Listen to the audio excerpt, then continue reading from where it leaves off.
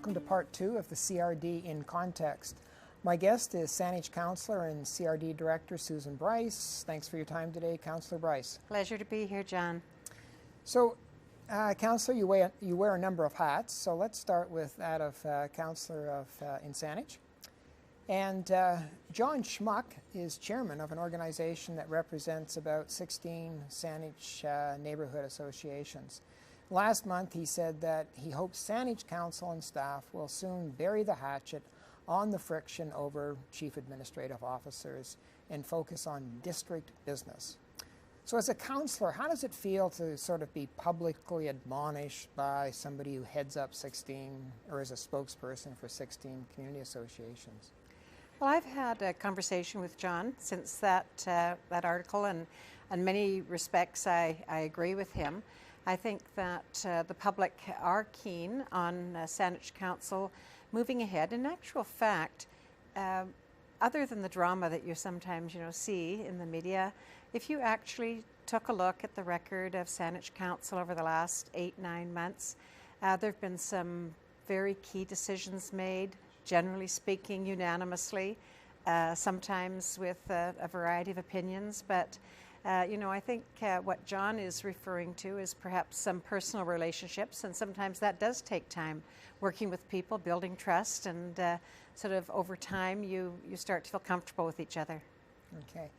But when you're criticized, when a critic offers up his or her opinion, how do you assess the legitimacy of someone's critique of, say, your own individual governance or the performance of governance by the council as a whole? Are there certain criteria that you say, well, that's a pretty legitimate criticism, as opposed to, that isn't?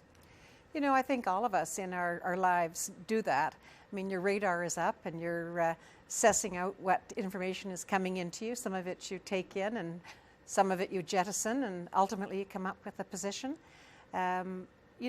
I respect, for instance, John Schmuck, and so anything he contributes, I receive in a very sort of positive way. But I think as well, John would admit that, he's also, to some extent, working off information that are his perceptions as well, or his impressions, and sometimes all of us don't really know just exactly what is going on. Yeah, so the degree of information that they have, that they bring to the table, is going to be one consideration. But the fact that he has such it's a significant role in the neighborhood to head up. So do people of that stature, if you will, tend to be listened to more than others who might not have that stature, but be worth listening to maybe on other criteria? Well, I guess each of us makes judgments about who we're going to listen to over time. I mean, there's all kinds of advice coming to all of us all the time, and I guess one of the things that you learn is to value good advice, question your own position on things, either conclude that you're on the right track or modify. I mean, that's, I think, an ongoing process that all of us, no matter what we're doing, we're constantly sussing out new information that's coming to us and drawing some conclusions. So in the November 8th, in the November election, 8 municipalities had a referendum ballot question regarding a provincially funded review of governance and/or amalgamation. Saanich's question asked about support for a community-based review of the governance structure and policies within Saanich and our partnerships with the region. Is that a different kind of question than was asked by the other municipalities? I realize that they were all slightly different questions, but this one struck me as being particularly different because it had that word, a community-based review. It also had the word governance, which you will notice is becoming very she now. Governance is the word that's being used by all, including the provincial review. As opposed to amalgamation. Okay. Certainly as we came up to the November election, the strongest voice for a consideration was the amalgamation yes voice. And we had really not a lot of contact from citizens sort of driving that agenda for us to consider. But we as a council did feel that there was an appetite for an opportunity to measure some or weigh in some kind of position. So we drafted that wording, ourselves. It didn't come from anywhere. It basically said that we wanted to look at how Saanich operates, both within the boundaries of Saanich, and also how we work with the neighboring communities, either in some kind of a structured, formalized fashion or in more shared services, but to realize that we are just one, a very large municipality, but just one within the region. So the other ones have gone forward with a letter to the province, the other 7, asking for a provincially funded governance review. And Saanich is going to be will they be writing a similar letter? Well, interestingly enough, we were asked to send a letter, but prior to Saanich sending a letter, we were invited by Minister Oakes to come and meet with her. So there was a couple of weeks there where a variety of councillors and mayors met with the minister. And after our discussion with the minister, it was basically that it was now in her court, that, the letters of request and such had sort of been superseded by this next meeting. So we talked with the minister about shared ideas, aspirations, goals, and she shared with us some of her thinking. And so then there was going to be the sort of next step was going to be to hear from the minister what sort of next steps might be. And then, of course, there was a change in the cabinet. And so Corley Oakes does no longer have that on her agenda. So we'll now wait to hear from Minister Fassbender how he decides he's going to proceed with that. Do you expect that you'll get from the minister, given the support it seemed out there in these 8 municipalities for some sort of governance review, do you think you'll get the same sort of offer from this minister for a provincially funded governance review? Just guessing, because Okay. I have no idea, but I think it's an idea that probably did have some roots that were deeper in government even than just Minister Oakes. I think it maybe was something I had heard that it was something that had been, I think, even supported from the Premier's office, in which case, if that is the case, then it would obviously carry on with the next minister. Right. So you're just waiting for that to hear That's back right. from the new minister. Mm-hmm. Okay. Another issue that came up in your role as councillor was that Saanich Council recently voted to remove the 4-acre Alberg family farm from the agricultural land reserve in favor of a 16-house development. And you said that the death knell for the property's use for farming began decades ago, referring to the suburban growth around the property. So the context had changed some time ago. Why did it take so long for the decision-making and/or policy to sort of catch up to the change in context? Well, I guess this was just a remnant of property, which, as it turned out, the owner of the day decided to keep it in the ALR, despite the fact that suburbia had grown up around it. And so for 20 or 25 years, it was a very large rural lot, with a degree of farming, enough farming to maintain farm status for taxes, but no interest in development.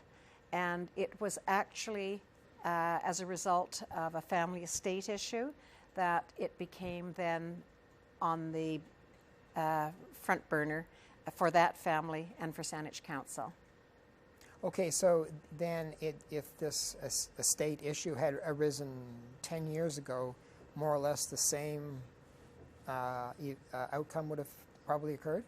I would think so. I mean, I can only speculate. Yeah. But, and of course, the decision to have land in the agricultural land reserve or not rests with the Agricultural Land Commission, Right. not with Saanich Council. So all we can do is recommend. We took it to third reading, and then it goes forward, and it's the Agricultural Land Commission that makes the determination. Okay.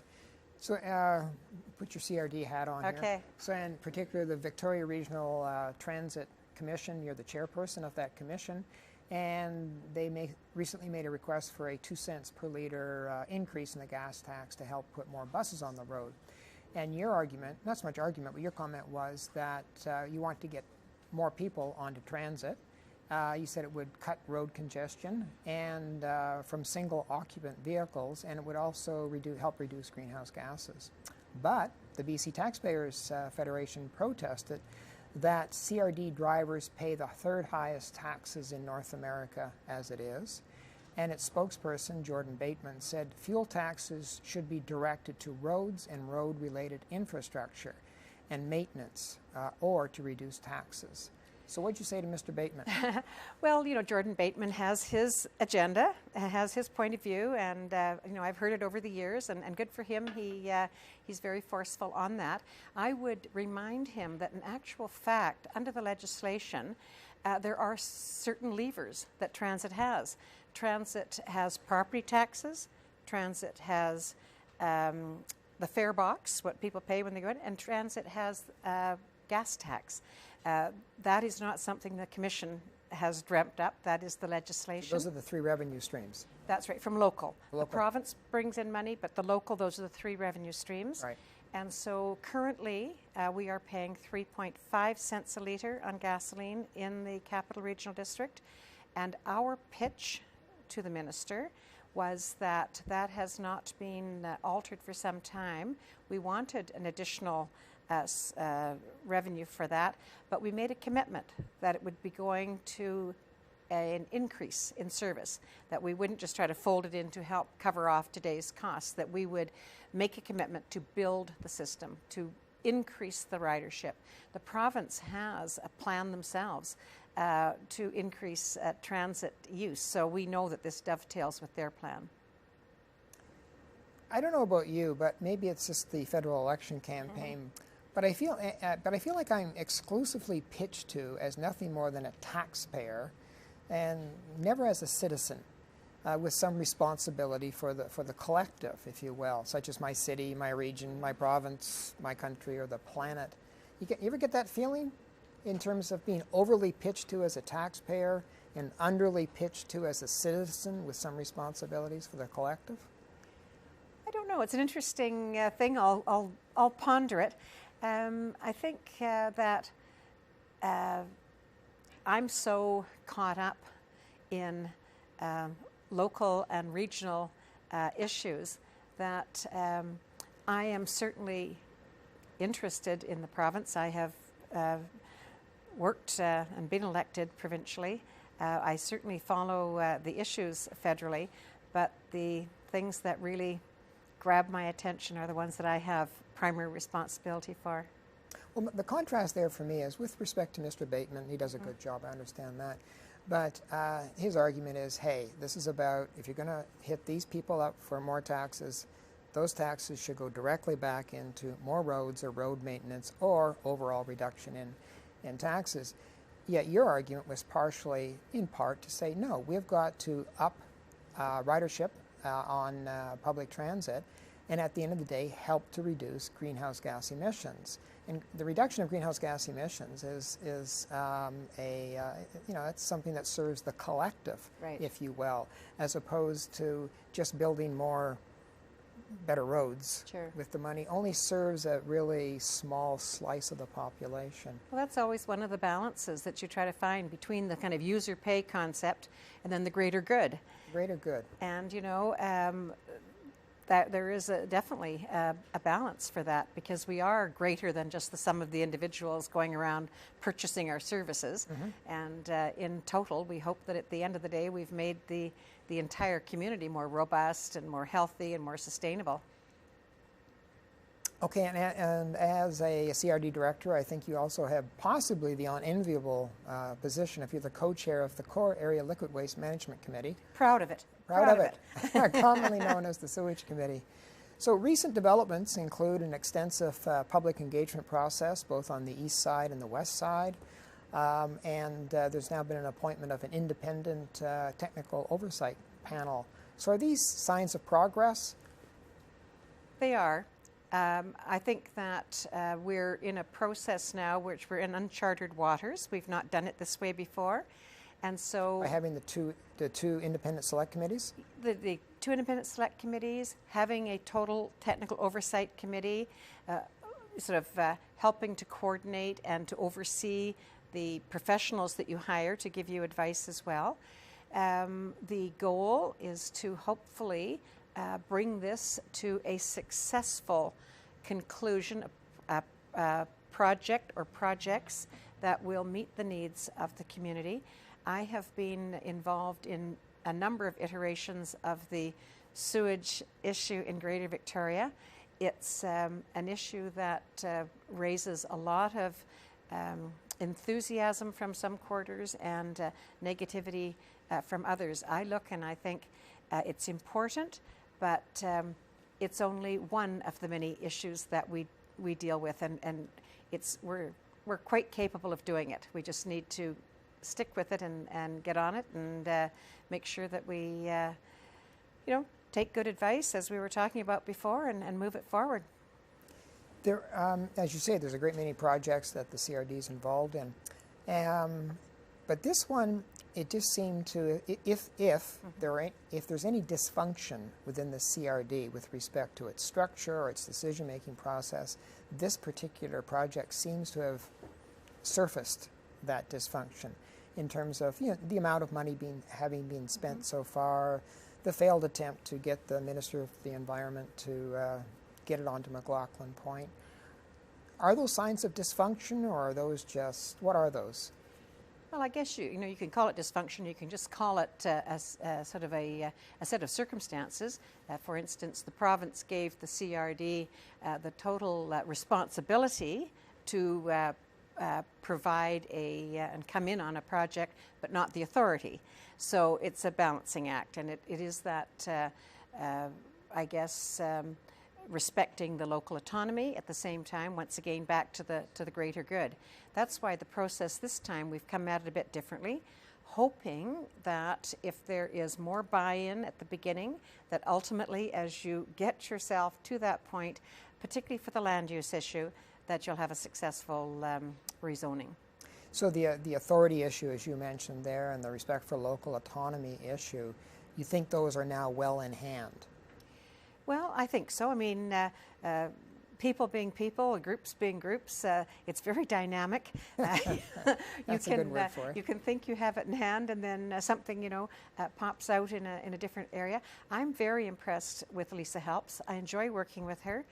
She's a very can-do kind of person, and I think that she is giving our committee the leadership that is good for us at this stage. There's still a tremendous number of decisions to make, and she's a good leader. Okay, that's a very positive note on which to end our conversation. I wish I had more time, but thanks for coming in today, Councillor Bryce. Pleasure, John. Much appreciated. That concludes part 2 of the CRD in Context.